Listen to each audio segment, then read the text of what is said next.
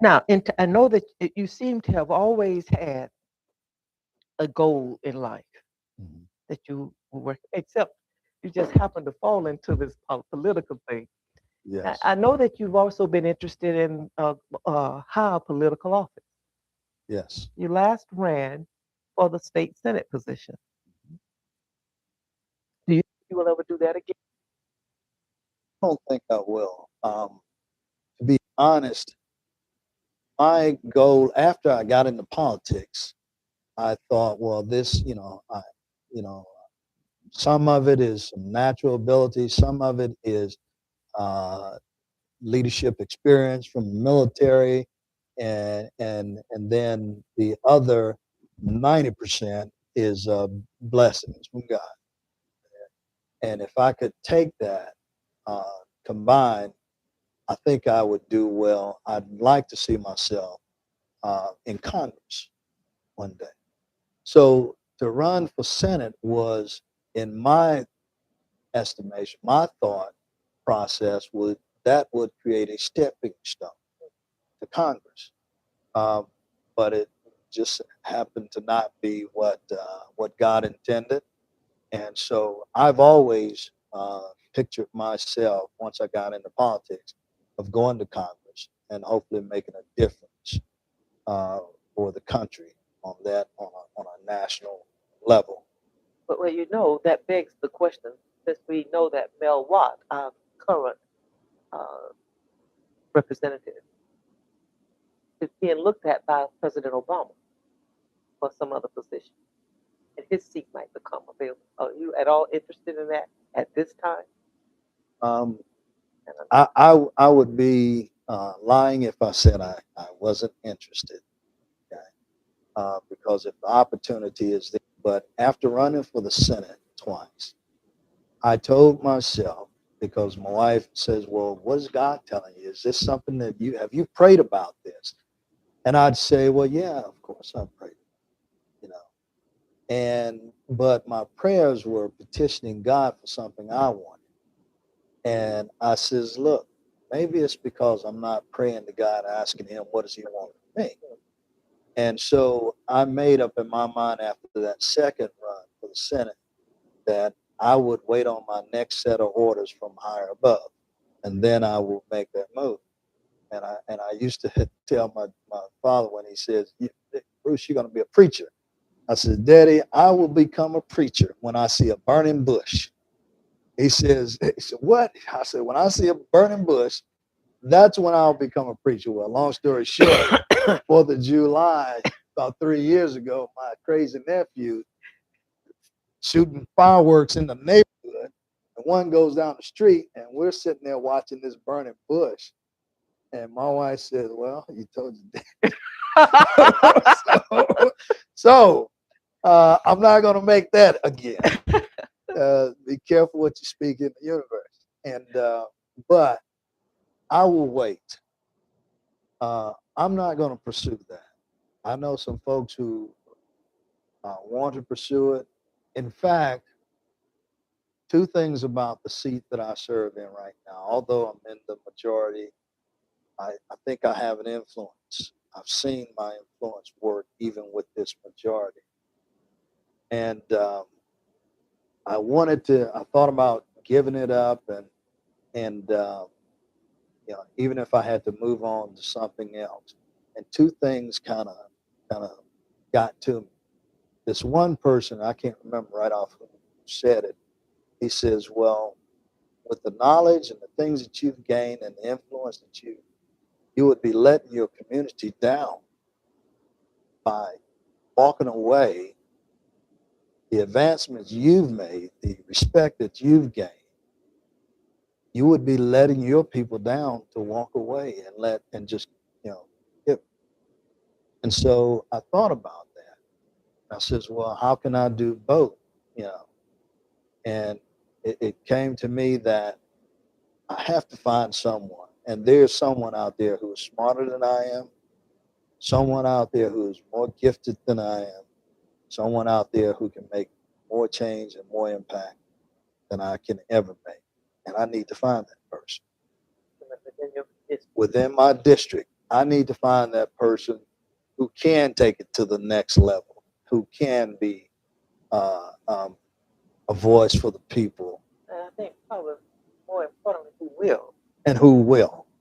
Exactly, because many times those people are they're in their business or they're because you Yeah. got to have your time to do it. Mhm. So you almost have to have a business person who own their own business. So that limits it because if you're working for someone, Yeah. yeah, they're not going to allow you the freedom to do this and do that. And so,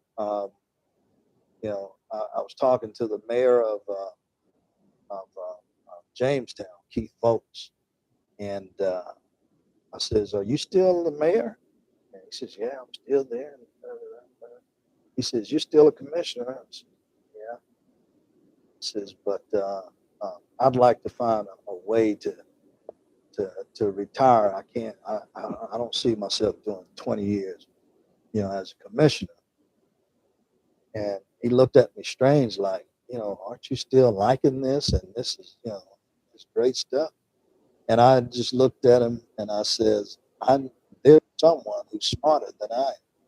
I mean, Keith was kind of all in himself. And sometimes we all get in ourselves.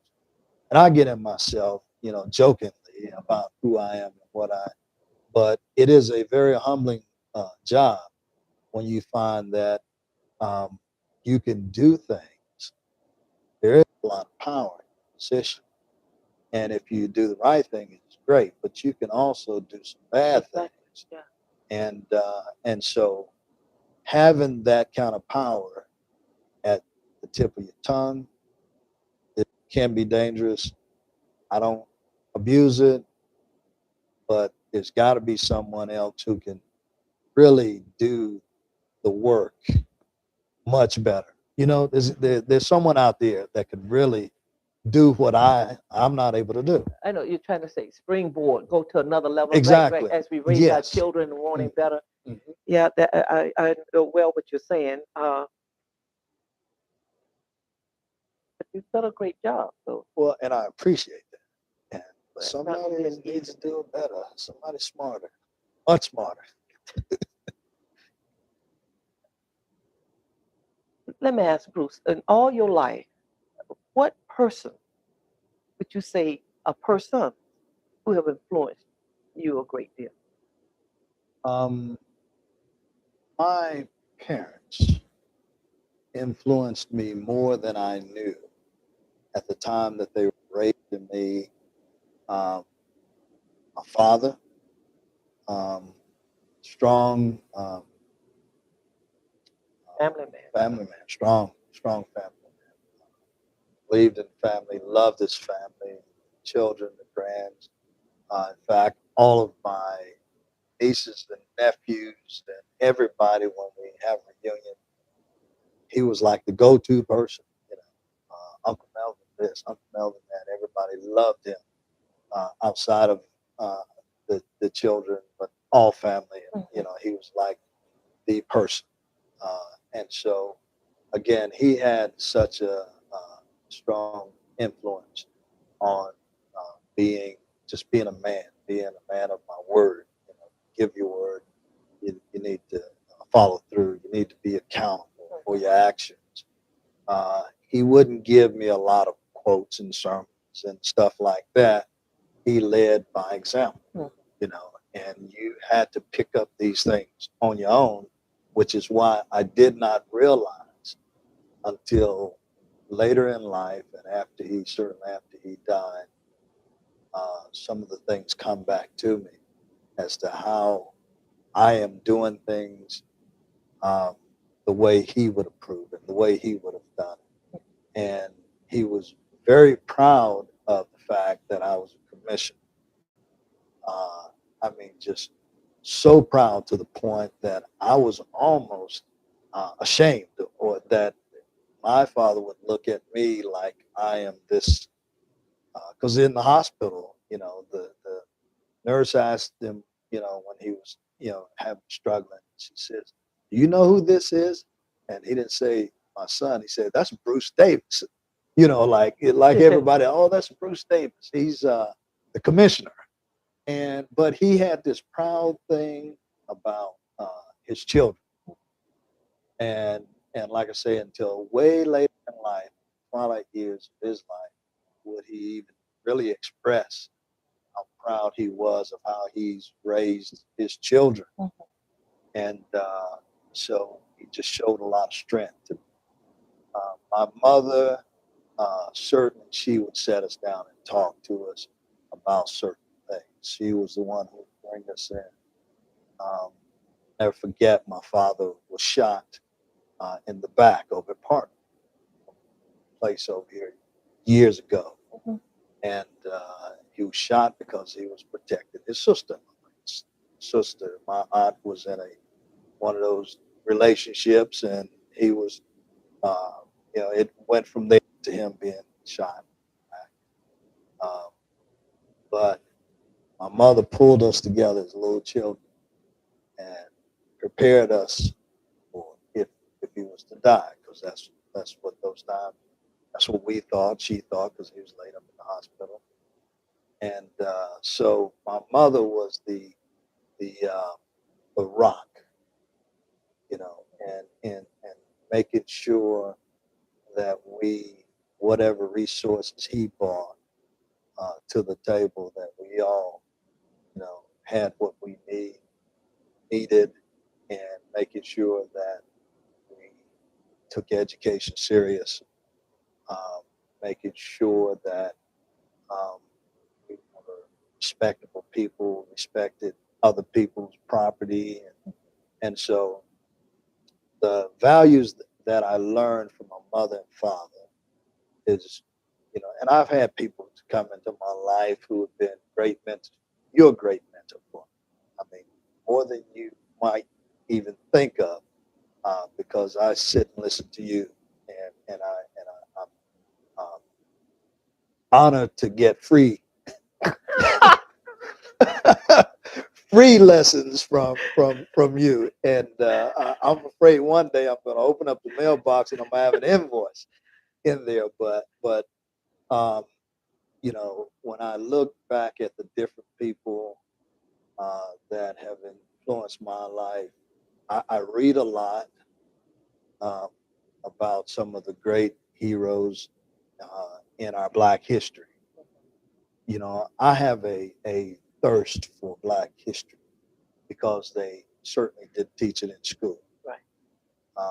And so when I became an adult, I started doing a research. So my library, and we talk about having books, I've got lots of books that goes throughout Black history, books that I haven't even read, that I've started reading and pick up and read a little bit here and there. Um, just Frederick Douglass, um, Booker T. Washington, uh, stuff on the debates between Booker T. and W.E.B. Du Bois. All of that stuff influenced my life, um, and I continue to try to grow in that knowledge. And as far as people, I try to go back to my parents who took attention to care and attention to what we were fed mentally, even though they were not equipped to feed us. But so far, they gave us the thirst to go out and search for more knowledge. And especially your political life, what accomplishment are you most proud of, and what thing would you still like to accomplish? What any one thing or several things? I'm proud to be able to say that I have reached, um, that I am a commissioner. Um, when I had those aspirations, or when I thought that, hey, I would run for Senate, I could be a senator and then go to Congress and all this good stuff. And it's been kind of like an awakening to find out that, look, God has been good enough to you to put you in a position that, if you ask me, I'm not equipped for, but who am I to say? Apparently You I are. am. You are. Well, thank you for that. But I'm still like, why try to go after something higher than you've already accomplished beyond what you ever thought that you would do? And so it has kind of calmed me down to say, if Bruce, if you don't do another thing, man, you've done quite well with your life, and just take what God has given you and do the best with it, and don't worry about the rest. And that's why I think when you ask, will I pursue that seat in Congress? Um, it has to be, and I don't want to sound conceited, but it almost need to be brought to me Okay, and say, I understand we're what you're saying. here, we're going to surround you, and we want you. So I'm putting those types of conditions because I know that's not going to happen. There's too many other people who want it bad enough. They're not going to bring it to me and say, we're here with you. So I put those conditions around me to keep me grounded. There's still something could come in. Yeah. Well, it could, but that's how it have to come, huh? that's how it would have to come. I'd have to trip over it like I've tripped over so many other things that have been really gifts to me, and I should be grateful and just say, wow, you know. So I was the chairman in 2005 of the Board of Commissioners. Um, interesting enough, did not want to be the chairman. You know, how is that? You don't want to be the chairman of the Board of Commissioners. Skip Austin came to me, he says, Bruce, okay, I've been the first black chairman. We got that out of our system. Now we need to make sure that people know it's not a fluke. Uh-huh. We need another black chairman of the Board of Commissioners. And I says, well, I'm not interested, Skip. I said, I've got my business. I've got this. This board is too wild and crazy, and they fight. We fight every Thursday night. That's the truth. And he says, let me tell you something that was told to me by, who was it, Prince Graves? Prince, a pastor Yeah, deceased, yeah, St. James Church. yeah. He says, my pastor told me a long time ago that it's not about you. And he said, I'm telling you, chairman, I'm asking you to be chairman, but it's not about you. Like, what do you mean? It's not about me, but I gotta Do it. do it. What do you mean it's not about me? And then you got to be elected, so you got to run some sort of campaign. You got to say I want it when you don't want it. Mm-hmm. And it ain't about me, but I got to say I want it and don't want it. It's an oxymoron. Something is not fit. He says, we have got to show people that there are other blacks that can do this. It's got to be like it's routine to where they elect blacks and whites just like there's no difference. Yeah. And so I said, okay. And so for a year, when I went to meetings, anytime I started to turn my car around and not go to the meeting, it got so bad at times I did not want to chair this board. I could tell it had to be ugly behind the scenes because it was ugly on TV. On TV, it was ugly. Yeah. Several times I called the attorney up and I would slam the gavel and go into recess and call the attorney in the back, Maxwell. And I'd say, to keep me from making a scene and having Billy Yow's ass hauled off out of here, what else can I do? Because it's going to get ugly. Because he is a commissioner. He's so disruptive and disrespectful that I'm going to call him out of order, and he's going to keep going. And I'm going to tell security to usher him out. And he says, well, you know, that would be ugly. And you know, you can do it. We'll talk to him.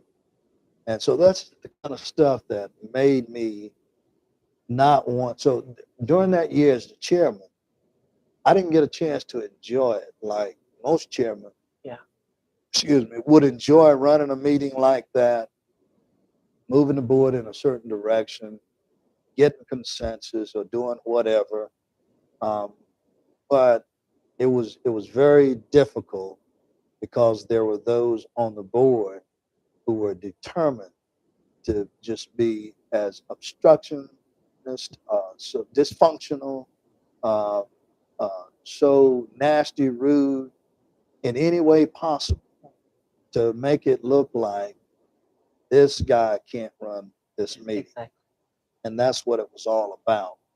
And so I'm proud of the fact that I was the chairman of the board. And looking back at it, if I had the opportunity to do it, I would do it again. I'd fight against it, but I'd do it again if we were in that same place uh, to that needed to have that to happen. Um, that we would continue having black chairmen and taking that, because we all have to make sacrifices. Yeah. There are people who have made more sacrifices than I will ever make. And so I came to that realization too when he told me it's not about you. Look at the other people who had to suffer for us to move to the next level. So That's one of your proud accomplishments, even though you were drugged, dragged. yeah, fighting and Fighting and clawing the screaming. whole way. It was an accomplishment, one that I will look back and cherish. Do you have any things that you would like to see accomplished by even this on the board of commission? Um, what I like to accomplish on this board of commissioners would be, thought we were going to do it in this one, to see a board that really worked in harmony and had this, although political differences would arise, but that truth and righteousness, whatever is And the the right general thing, public best interest. exactly, would be the that everybody would swallow their pride or swallow their whatever and just say, okay, this is the right thing to do For the right reason. for the right reasons. And if I could, as senior member Democrat on there, if I could help this board get to that place, which we are not there, thought we were, then that would be, I think, the accomplishment that I would be most proud of, to lead this board knowing that that its work is functioning together as one unit with differences, but the people's business is handled, people's best interest is at heart, and not one particular group is focused. Now, Bruce, I know about your spiritual life, but will you tell me where I don't want to say so much religion, but your faith is in your life? Sure. Of course, I've come from the African American, when we talk religion, from the AMA, over at Pearson Memorial, right on Washington Street. It's my father's church, and then later moved to Gas 70 Baptist Church, which is my wife's church, where she grew up in Gas 70. I was an officer in the church over there, trustee, chairman of the board of trustees there.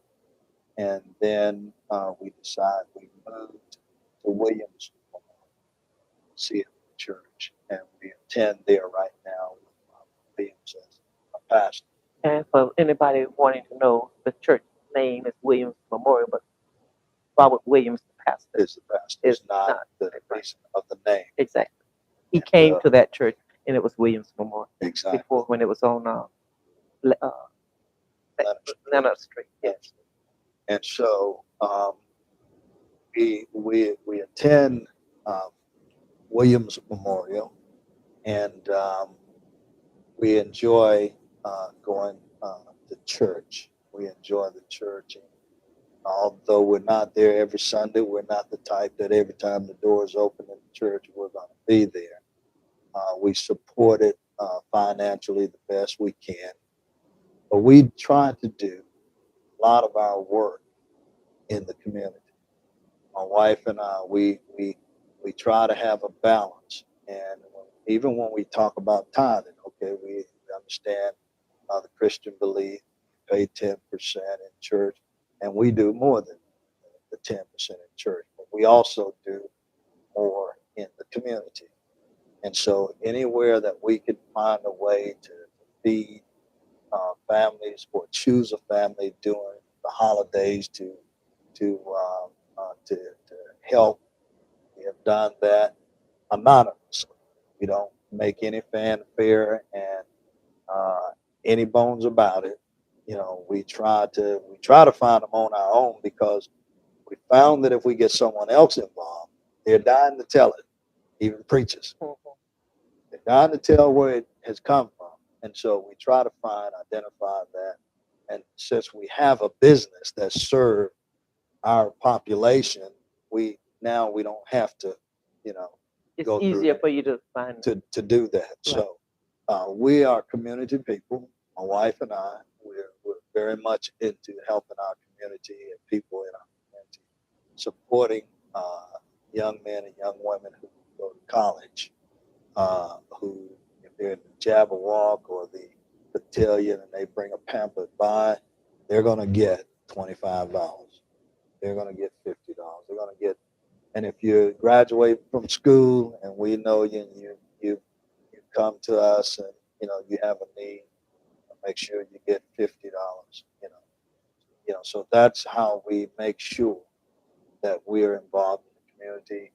That we're probably need to talk to someone who can show us how to set up some type of scholarship fund to where we might just set the money in a little account so that when people do come, children do come with a need to go on to school, some leadership academy that we have supported in the past, we can take out of that money and support. And so we're very much so, as far as faith, it's certainly in God, and which to me goes beyond the religion kind of thing, the regimen of doing this, doing that. You have to do this to get in heaven. I don't get wrapped up in that. I just believe that if I continue doing the work, our purpose in life is to serve mankind. That is, and that's not my saying. That comes from Albert Einstein. That comes from Dr. Martin Luther King. That comes from Gandhi. That the purpose in life is to serve mankind. And so that's what we spend our time trying to do in our community. Now, I've been asking this question. That we have President Obama, and I know you're relatively young, but did you ever think that you would live to see a Black president of the United States of America? Interesting. We used to have that debate at my father's table, that whether there would be a Black president.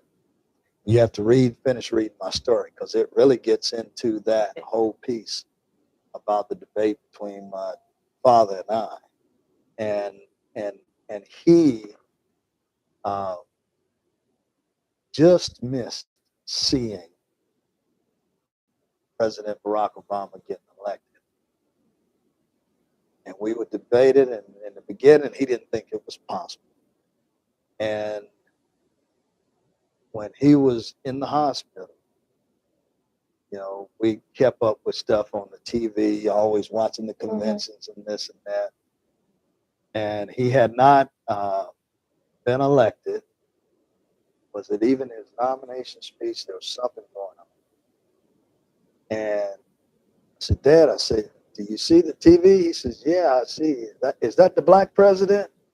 And the nurse about fell over because he hadn't been elected. Exactly. Yeah. And so to my father, he was already the Black president, And so, but I hope that at least in my son's generation, that they would see it. for a while, I didn't believe it until I picked up a magazine and saw an article about Barack Obama. And that was actually in 2005 when I went to Hawaii, the National Association of When you were County. chairman of the I was board the of chairman commission. of the board, and we took a lot of heat for going to that convention in Hawaii. But I picked up a magazine and it talked about Senator Barack Obama. At that time, he was senator where, in Illinois. Yeah. Yeah. And so I read up on him, and here I was in Hawaii, going to Hawaii. And so I had this, and I started researching and everything and looking him up. And so when he made the announcement, which was later on, right, in Yeah. 6, 7, whenever it was, for 2008, I guess. Yeah, it would have to be. I was knowledgeable about him, and I took it to the other black leaders in Guilford County, and they were like, "Man, there's no way. This guy, his name don't fit. You know, it's not going to work. We can't know." And I'm like, "You need to support this guy, because here I am. I'm the duty expert now because I happen to fall across over some information about him, and they were loving him. Blacks and whites and everybody was loving this guy." And I'm like, this guy, he's got all the gift of gab. He's intelligent, Harvard Law. He had everything. Even had a white mama. How could he lose? A black daddy and a white mama. Did not have the slave history bloodline. And I'm thinking, look, white folks want a reason in my estimation, they know talent. They recognize Yeah, talent. they do. And here's a talented person that they could accept. Really, they can accept Barack Obama because the bloodline does He didn't not make them feel so guilty. exactly. They can do it without the guilt that Mhm. a person of slave heritage and bloodline could easily go back in their face and say, "Look, now and so here they had something finally that they could accept, they could admit that he's brilliant, he's bright, and we could do this." And so they elected him. Yeah, black folks got out and voted, but the white folks are the ones who put him in office. They're the ones with the money, they're the ones with all the power, they're the ones with everything. So they put Barack. But the folks here didn't believe it until it was. But it was not just the folks here. You remember now, no one, very few people thought that it was a possibility until our. Right. It was So, our that made people realize, hey, we'll vote for him. So that right there tells you it wasn't us who was accepting him. It's almost like Dr. King, like you said, 13% of the churches, only 13% supported Dr. King. Would allow him to speak in their church and this and that. Well, only 13% probably of the black political leaders accepted Barack Obama in the beginning. Okay, now, and I think the local people, the local politicians also had their favorite son in running. In North Carolina, they Yeah. had John Edwards. So John Edwards was going to do it. He was going to be the man. He was everything. And so all of the political leaders that I talked to were on John Edwards' coattail, and they were celebrating him. And he was going to do all. And he did look good at that time. Oh, he looked presidential. He really did. And my goodness, he had some issues. Yes, he had some issues. Now tell me, when did things begin to turn with your colleagues, since you had been out there beating the drum for Obama very early on? When did they say, Bruce, I think you might be right here, or own to something? Most of them won't admit to that. Not even to the day? No, but Skip will. Skip, he'll tell you that I brought it to him and he was just not convinced. And he was just, I don't know when that moment hit that they were ready to accept. And I think it may have been way in there when oh my goodness, it's everybody gets on the bandwagon once the victory is there. So it was very late in the game. See, Edwards stuff came out I can't remember Whenever exactly his when. stuff came out, he fell off the chart. It was long, they didn't accept it until Did they move from Edwards to Hillary Clinton? exactly. Okay. Hmm. A lot of them did Yeah, that. a lot of them Yeah. moved to Hillary, and so we were still divided. And I think we've got to get away from that. Um, one thing that disappoints me about political, what makes it such a cool thing, we tend to not go for who we feel is best Well, suited or for us. hmm We go for um, maybe the flashy things. If you can, I know you've got money, and I know you can get me a ticket to Carolina Panthers football game because you got a booth there. If I can just get in the door with you, you might throw me some crumbs. Yeah. Instead of, I would rather risk it all at elevating you to the next level than to support someone who don't have my best interest, Exactly. but just to get the crumbs from this table. Right. I'd rather risk it all and get nothing. Because if we risk it all enough, time after time Exactly. after time, we're going to get to where we need to be Exactly. as a people, whether I get anything or not. And that should be our motivation. Each one of us. Now, Bruce, I've asked you about some very serious things. But let me ask, what do you do for fun? What do you like doing? What do you do when you have free time? Even though it might not be Yeah. much. That, Or what would you like to do one day when you have? when I have free time, and I picked up golf, and folks who I started golfing with love the game. I like the game, and decent at it, but it does not replace fishing. I love fishing, but I have not fished in, I bet you, 5 years. Well, maybe 3 years. I haven't gone fishing, but that's what I love doing. I can go. In fact, I need to go down to the beach and just throw my rod, my reel in there. I don't have to catch anything. I don't have to get a nibble. I can be out there all day, and that's my zone. Yeah, that's what I And you've truly. not had a chance to do it in 5 years? Probably about 5 years to do any serious fishing. We've gone to the beach probably 3 years ago to where I've just thrown it out there, said, okay, I'm gonna get up and go, and went out to the pier and spent a little time out there. Mm-hmm. The thing that you're not gonna catch any, but I do like to catch it. Okay. And so to say that I'm going to this bass pond where I know there's some fishing, I know I'm going to catch, and that I haven't done. But that's what I really like doing. I'm that old country boy that like to fish, and you know that's what I need to be doing more of. Really? Yeah. It has been so nice talking with you, hearing about your story. And I thank you so profoundly for taking the time to do this. And I thank you because one day someone will hopefully glean something from what I said. Hopefully, one of my children.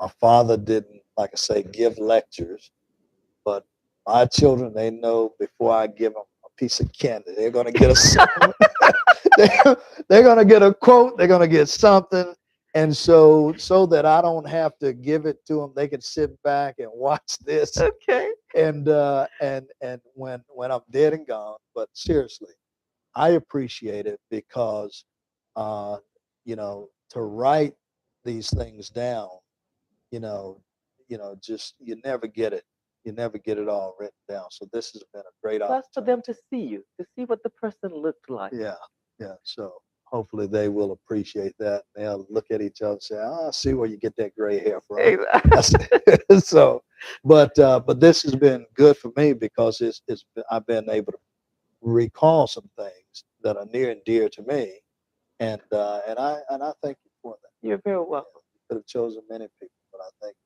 we're doing. Now, Bruce, I thank you for doing this, but I cannot but help ask, since you're always giving these quotes to your children for any little thing you give, would you give us a quote to end this? Sure, I will do my best. One that I have committed to memory, and I haven't used it in a while, and it's from Les Brown. And Les Brown says, if there's something you want bad enough, then you go out and fight for it. If you work day and night for it, if you give up your time, your sleep, and your peace for it, if all of your dreams and your schemes are about it, and if life seems useless without it, if you'll gladly sweat for it and fret for it and give up all the terror of the opposition, go after the things you want with all of your tenacity, with faith, hope, and stern pertinacity. If neither cold, poverty, gulp sickness, no pain, no brain can keep you away from the things you want the most. If dogged grim besiege you beheaded, with the help of God, you will get it. And that's one I try to use, and used to use it a little bit better than That is beautiful. And you that. It remember is this, powerful. it is.